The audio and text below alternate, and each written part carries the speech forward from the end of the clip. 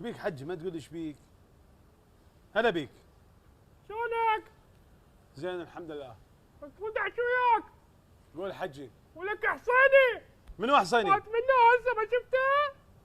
عبالي. خير شو تريد؟ جاي اسالك على بيت عالم هنا. من امه؟ بيت ام رويده تعرفهم؟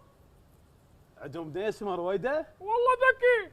ولك حصيني هم بيت ام رويده. وقف خل اسوي سناب وياك. وقف خل طلع على التليفون على البصمه. هلا وسناب. اليوم التقيت مع احد المواطنين سالته قلت له تعرف بيت ام رويده؟ قال لي عندهم بنيه اسمها رويده. والله ذكي. هسه هذا نزل؟ هذا نزلته راح فضحتك اني. تعرف بيت ام رويده؟ اي اعرفهم. تندل بيتهم؟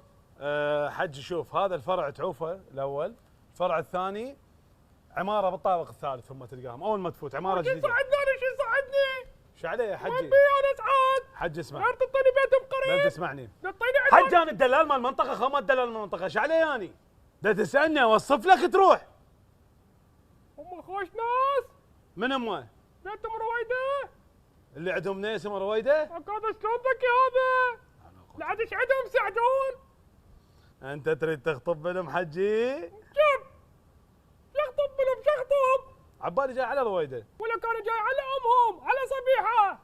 صبيحه من زوجها ابو رويده، ابو رويده شو تسوي بيه؟ ولك نشب ملقلق شو نسوي من عندها يا ابو رويده؟ ها؟ صبيحه اعرفك لا تصير فضيحه. لا عاد ايش عندك يا حج انت؟ شو عليك انت شو عليك؟ غير افتهم حتى في ايدك. جاي اسال عن اخلاقهم. شلون اخلاقهم؟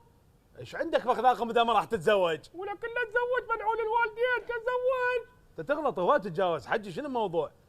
انا عندي فلوس. زين والله. خير من الله حبيب الحجي، فلوس هوايه.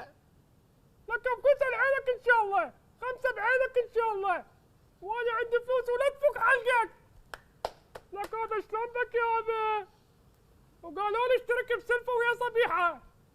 ايه؟ بس بالبداية اريد اسال على اخلاقهم بالبداية شلون؟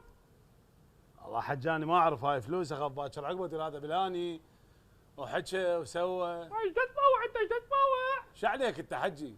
صدق ومو صوتك. صوتاني واحد مثلي يمشي ومسعطه. صبيحة. صبيحة.